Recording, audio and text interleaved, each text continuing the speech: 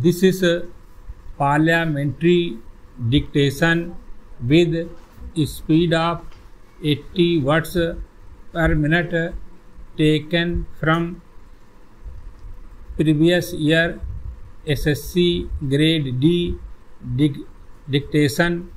Please like, share and subscribe. Ready.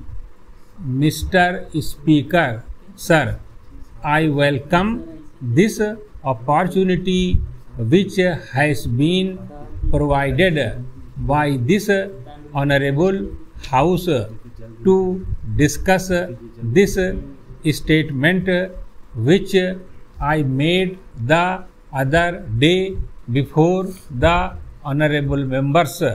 I welcome this opportunity for two reasons. First, it gives me an opportunity of removing some misgivings which are entertained by the honorable members. At the same time, it will also give me an opportunity to clarify some of the details of this statement which I have made before this House.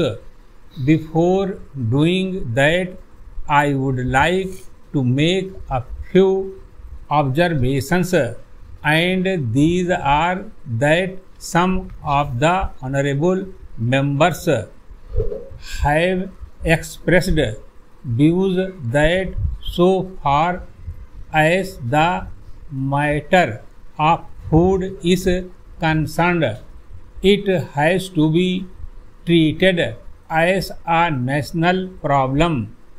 I do agree with those honorable members who have suggested that so far as this problem is concerned, let us have a national outlook and let us not bring politics into it, and let us try to see how we can overcome the difficulties with which we are faced, how we can make food available to our people at a reasonable price, and how we can help in the increased production of food grains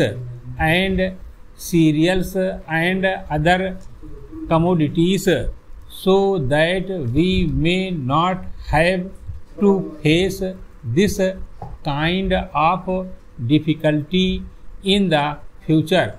Sir, the second thing which I would like to point out is that I think the time has come when we should be clear in our mind that this is not because of preconceived